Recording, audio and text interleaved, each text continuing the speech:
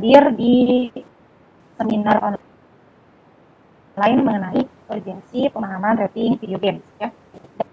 Dan saya ucapkan terima kasih juga kepada Ananda Andre yang sudah membuka acara ini ya. Kemudian saya ucapkan terima kasih juga kepada Anissa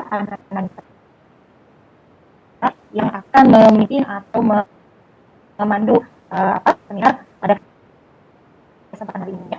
Dan tidak lupa juga saya ucapkan terima kasih kepada Bapak instruktur kita ya, Bapak Ridwan Hidayat sudah menyempatkan gabung di pertemuan saat ini ya. Oke, untuk mempersingkat waktu ya, mari kita mulai saja ya materi pembahasan mengenai urgensi pemahaman marketing video game di Indonesia ya. Berikut saya tampilkan atau share screen-nya ya. Urgensi pemahaman rating video game di Indonesia. Jadi setiap game itu ya kita harus mengetahui ratingnya sesuai dengan gamenya ya, seperti itu. Nah, di sini maksud rating di sini seperti halnya di dunia perfilman ya. Di dunia perfilman juga di situ biasanya suka muncul ya untuk usia berapa tahun gitu ya, untuk kalangan untuk berapa tahun dan filmnya yang seperti apa gitu ya, yang layak untuk ditonton. Nah, sama halnya dengan game juga ya. Jadi game juga tidak hanya sembarang orang yang bisa memainkan game tersebut gitu ya. Nah, di pembahasan kali ini kita akan membahas ini ya. Kemudian ya di slide yang kedua ini, kenapa tidak mau pindah slide-nya ya.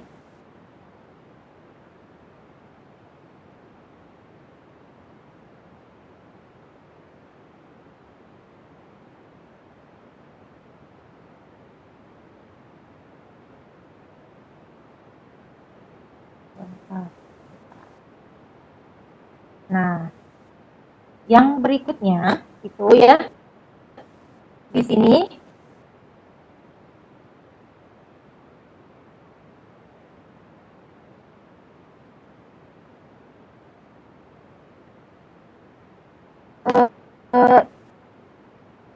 apa ini muncul tidak screen-nya?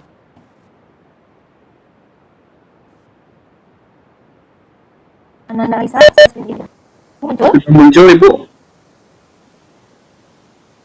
Sudah. Oke. Ya, kalau sudah. Nah ini yang kedua itu ada tentang Homo ludens ya. Nah, siapa sih Homo ludens itu ya? Nah, seorang sejarawan dan teoris budaya asal Belanda itu yang bernama Johan Huizinga ya mengatakan study of the play element in culture ya. Nah, dengan memiliki arti ya adalah sebuah konsep mengenai manusia sebagai pemain dan memainkan permainan ya. Nah, di sini ya maksud Homo ludens di sini adalah manusia bermain ya. Jadi pemahamannya adalah pemahaman manusia membutuhkan ukuran dalam bentuk bermain ya, sehingga membutuhkan keseimbangan dalam kehidupannya. Misalnya kita semua yang berprofesi sebagai bapak ibu guru gitu ya, mungkin mempunyai dari pagi sampai sore itu kita bekerja terus gitu ya. Nah, mungkin supaya seimbang gitu ya dalam kehidupannya, mungkin bisa dilengkapi atau diimbangi dengan bermain game ya, seperti itu. Itu menurut istilah dari Homo ludens ya. Nah, kemudian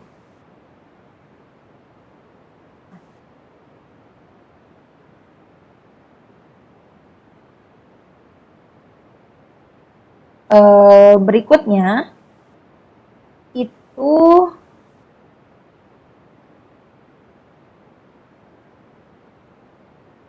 ini kenapa setiap saya mau ganti slide itu selalu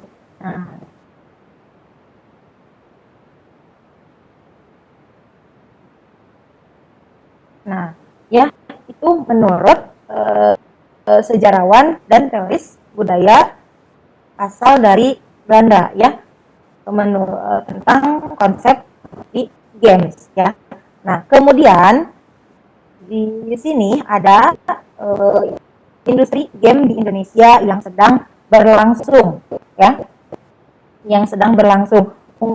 Mungkin kalian di sini sudah ada yang tahu ya, lebih tahu gitu. Nah di sini ada 3 games ya yang sedang marak-maraknya atau sedang berkembang di Indonesia ya. Yang pertama itu kita lihat bersama-sama ya, yaitu ada games e-sport ya. Dilihat dari munculnya turnamen-turnamen ya yang disebut dengan e-sport ya. Nah, di sini ya. Mungkin di sini ada beberapa dari Ananda atau peserta yang lainnya yang sudah memainkan game ini ya gitu. Nah, kemudian ini kayaknya ngalamin ini ya.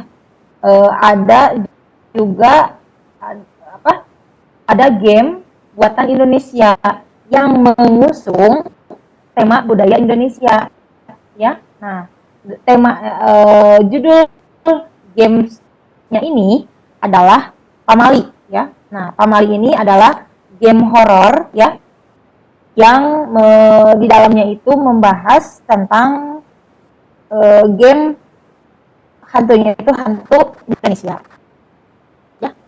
Nah kemudian ada juga ini ada Agate ya. Agate itu adalah studio game ya.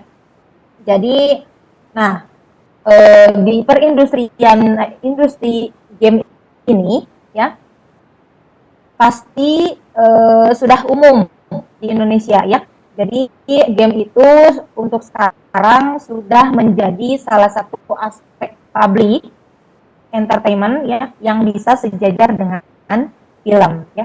Tetapi tentunya hal ini membutuhkan perhatian khusus ya yang tadi seperti yang ada ratingnya itu ya. Oke, kemudian nah di sini ada pandangan tidak mau berpindah slide-nya.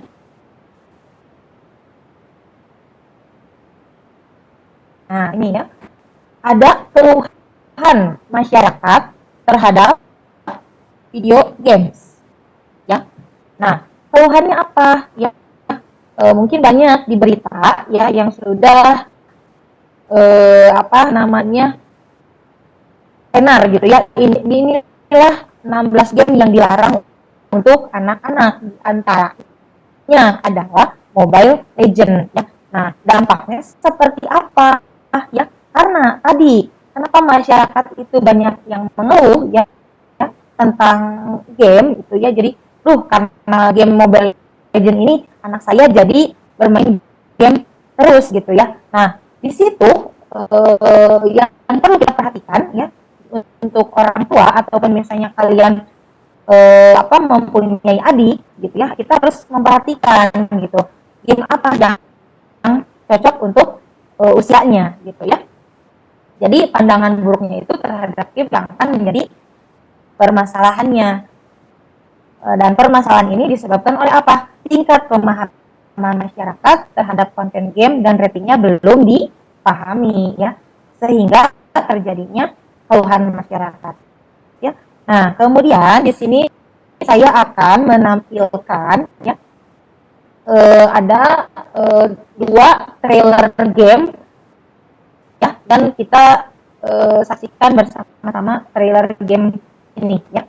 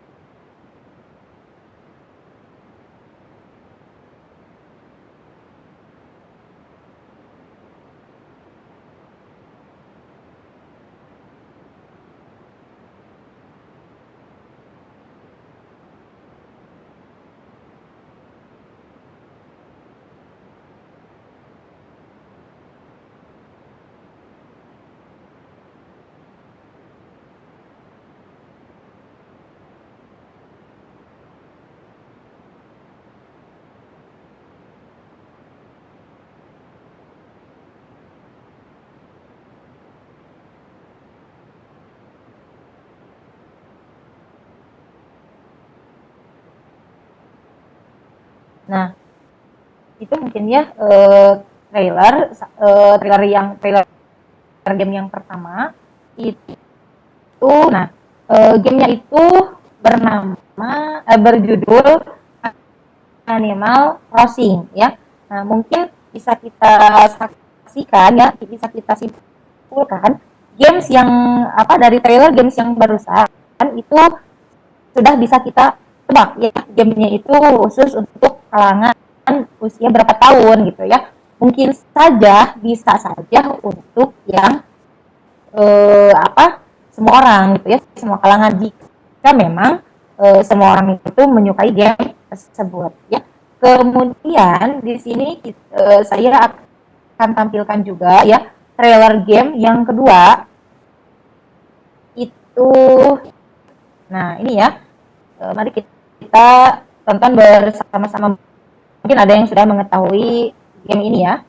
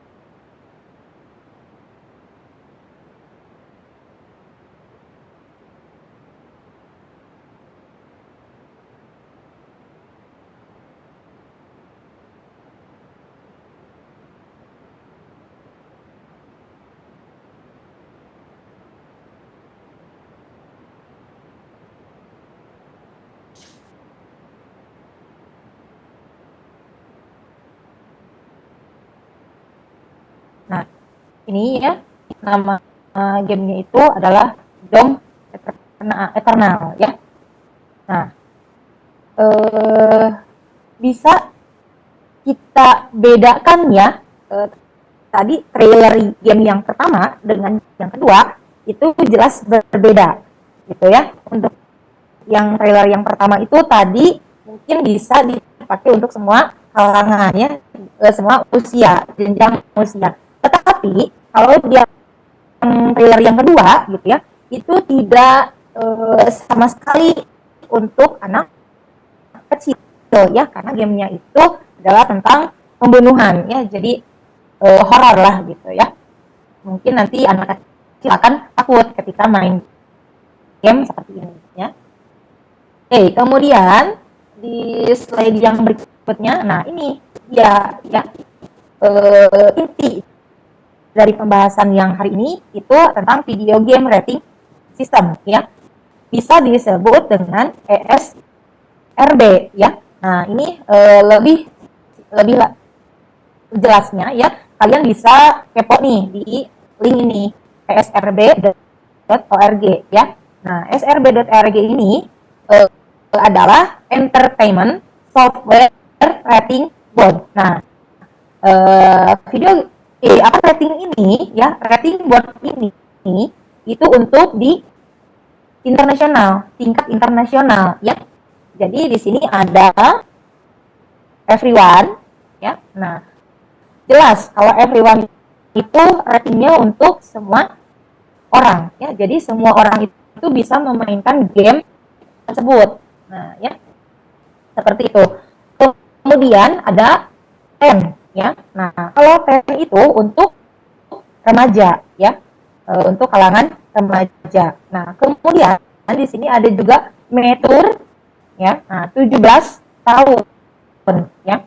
Nah, jadi ada games yang untuk kalangan usia 17 tahun. Nah, kemudian ada juga games ya yang untuk hanya untuk dewasa ya, hanya dewasa yang berumur 18 plus. Mungkin saja ya, ini pengetahuan umum untuk kita semuanya ya gitu, bukan berarti untuk hal yang jorok gitu ya. Mungkin saja ada game yang adegan yang disensornya gitu, sehingga gamesnya itu untuk hanya dewasa 18 tahun ke atas ya. Nah, yang terakhir ini ada rating pending ya. Nah, rating pending ini adalah jadi rating game yang belum dimasukkan ke golongan-golongan mana saja ya. Jadi masih dalam tahap apa istilahnya penyaringan gitu ya. Jadi makanya masuknya ke rating pending. Nah, itu ini untuk tingkat internasional. Jadi sedunia itu menggunakan ESRB ya. Nah, kemudian untuk yang di Indonesia-nya ya, itu ada IGRS. Apa itu IGRS ya? Indonesia Game Rating System. Ya. Indonesia Game Rating System. Nah, di sini bisa kita lihat ya, ada IGRS SU ya. Mungkin tadi yang di tingkat internasionalnya itu everyone, sedangkan kalau yang di IGRS-nya itu adalah SU atau semua umur ya. Kemudian ada juga yang ini 3 tahun ya. Jadi untuk usia 3 tahun. Kemudian ada juga untuk usia 7 tahun. Dan ada juga untuk usia 13 tahun dan untuk usia 18 tahun ya. Nah, itulah apa rating game sistemnya ya. Jadi kita tidak hanya sekadar bermain game saja, tetapi ada ratingnya juga ya untuk games itu gitu ya. Jadi dibentuk atas dasar peraturan. Nah ini ya, rating ini dibentuk atas dasar peraturan Menkominfo RI ya nomor 11 tahun 2016 ya, tentang klasifikasi permainan interaktif elektronik ya. Jadi untuk mengklasifikasikan konten video gamesnya itu adalah berdasarkan isi konten dan kelompok usia penggunaannya. Ya, jadi untuk untuk di IGRS ini umumnya yang sudah di rating game itu adalah buatan Indonesia atau game yang rilis di Android. Jadi udah ada ratingnya. Nah, seperti itu ya.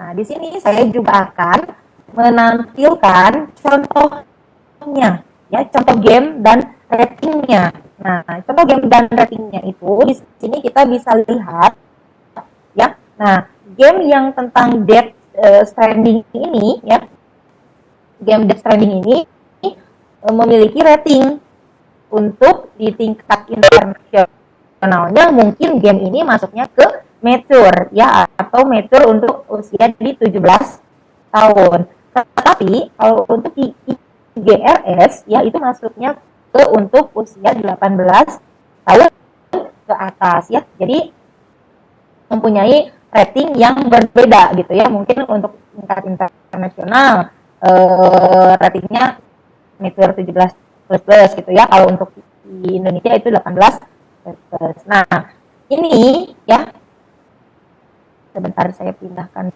dulu ininya. Nah, ini di ada Minecraft ya. Mungkin semua orang itu selalu memainkannya ya, atau sudah pernah memainkan game ini ya. Nah, game ini ya itu ada untuk di tingkat internasionalnya itu everyone ya, untuk semua umur. Sedangkan kalau di rating IGRS-nya itu hanya dimainkan untuk atau mulai dari usia 13 tahun ke atas ya. Nah, seperti itu. Inilah contoh game dan ratingnya yang memiliki dua rating yang berbeda untuk tingkat internasional dan untuk tingkat di Indonesia ya, atau tingkat nasional ya. Untuk yang masalah rating video game di Indonesia itu, yang pertama masalahnya itu tidak tahu ya, karena tidak tahu jadi dan tidak mencari gitu ya, sehingga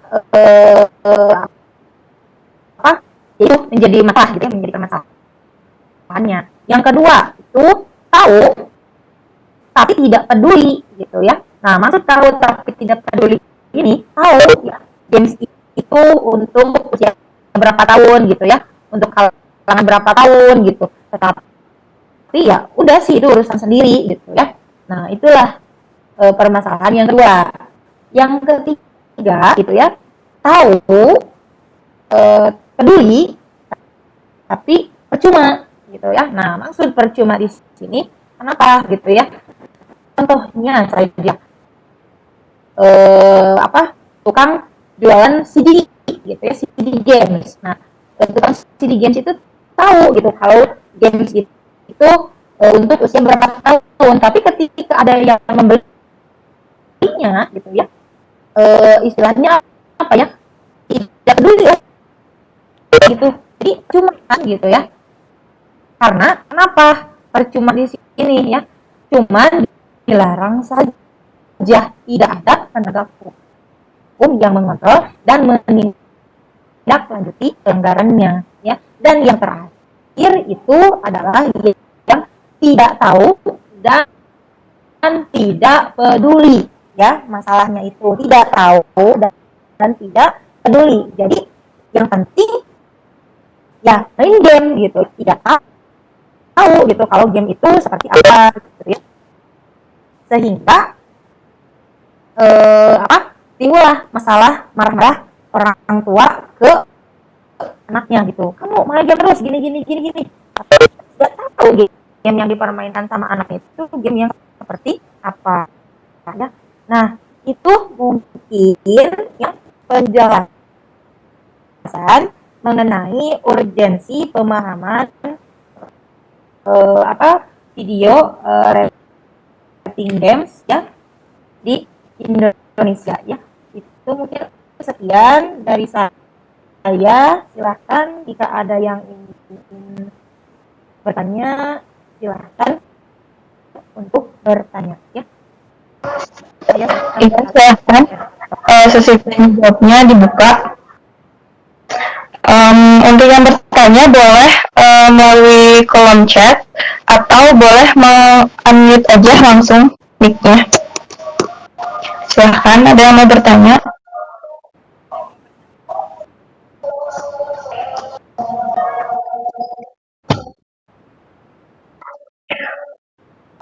Untuk menunggu pertanyaan dari peserta, boleh nggak sih, Bu, saya bertanya-tanya dulu sebentar? Iya, boleh, silahkan. Kalau kalau cara melihat rating game ini di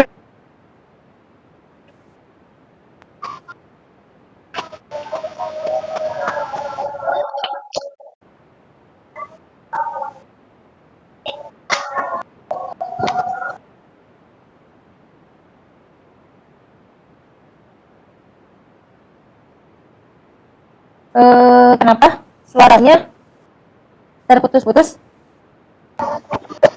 bagaimana sih Bu cara melihat rating video game tersebut untuk mengecek ratingnya? Soalnya biasanya kan rata-rata kita nggak peduliin rating ya Bu, ikut tren aja. Misalnya main Mobile Legends pada main semua gitu Bu.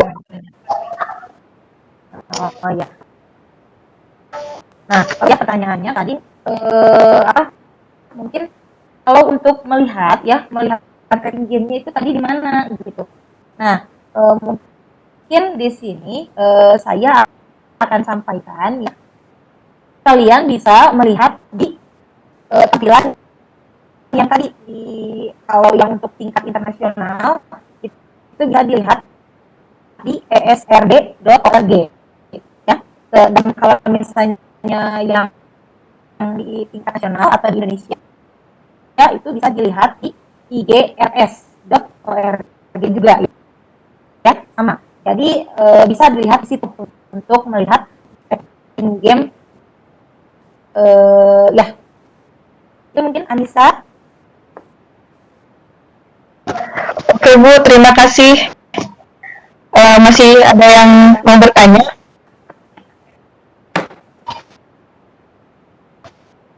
Ya mungkin karena di sini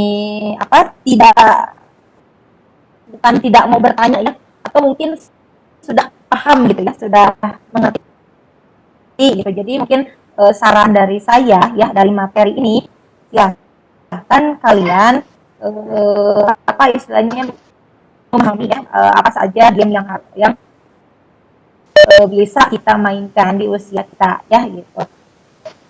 Izin Bu, ini ada pertanyaan dari Bapak atau Ananda Ridwan Hidayat. Izin bertanya, apa manfaat dan dampak negatif mengetahui rating game? Silahkan. Apa manfaat dan dampak negatif untuk mengetahui rating game ya? Nah, manfaatnya mungkin ya, mungkin di sini langsung saya jawab aja ya. Manfaat dari video rating game ini, jadi mungkin nih di kalangan orang tua gitu ya, atau di kalangan anak sekalian gitu ya. Jadi kita harus mengetahuinya. Jadi tidak hanya asal main game saja ya, itu bermanfaat karena tidak mungkin kan seorang anak-anak itu memainkan game yang di bawah usianya gitu ya, yang bukan untuk umurnya, yang bukan untuk ratingnya gitu. Itu manfaatnya ya. Jadi supaya tahu jelas gitu game seperti apa sih yang layak atau harus bukan harus sih, ya layak lah gitu ya istilahnya untuk dimainkan oleh usianya gitu ya. Nah ini dampak negatifnya apa jika tidak mengetahui rating gamenya. Nah tadi dampaknya ya, orang tua itu ataupun misalnya anak sekalian di kelas, kamu main game terus gitu ya. Nah kan tahu ya apa dari game itu teh apakah memang untuk kalangannya, untuk usianya, atau seperti apa gitu ya. Nah, jadi kita harus mengetahuinya. Nanti akan ada dampak negatifnya juga gitu kalau misalnya kita tidak mengetahui rating game-nya itu gitu. Jadi, misalnya kita anak SMA masih berusia di bawah 17 tahun ya, tapi memainkan game yang untuk usia 18 tahun ke atas. Nah, itulah ya, jadi kalau misalnya kita tidak mengetahui manfaatnya gitu, pasti akan timbul dampak negatifnya. Mungkin seperti itu Bapak Ridwan untuk jawabannya.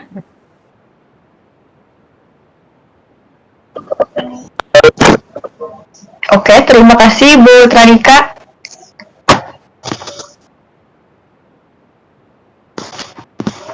Mungkin nggak ada pertanyaan lagi ya?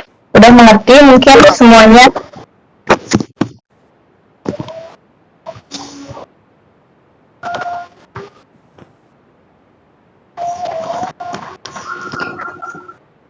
Kalau gitu mungkin Kalau ada yang ingin ya Bu, silahkan Bu.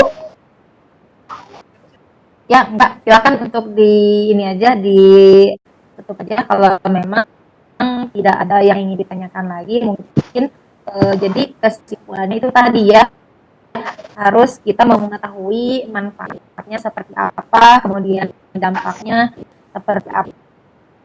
Untuk tadi rating-ratingnya mungkin bisa kita lihat ya di esrb.org dan di igrs.org ya. Silakan jika memang penjelasan hari ini kurang maksimal, silakan kalian bisa kepo di link tersebut ya. Oke, terima kasih. Assalamualaikum warahmatullahi wabarakatuh. Waalaikumsalam warahmatullahi wabarakatuh. Oke, Ibu Tranika, terima kasih atas penjelasannya. Kalau begitu, saya tutup aja untuk sesi tanya jawabnya. Saya Anissa Isafira selaku moderator. Langsung aja dikembalikan kepada hostnya, Kak Andre, silahkan. Baik, terima kasih Kak Anissa dan juga Bu Tranika atas penjelasan materi yang sangat bermanfaat ini. Dan mohon maaf atas kesalahan teknis yang tadi. Saya ingatkan kembali untuk Ibu atau Bapak dan rekan-rekan sekalian untuk mengisi presensi yang sudah dikirim. Dengan ini saya menutup acara seminar daring. Wassalamualaikum warahmatullahi wabarakatuh.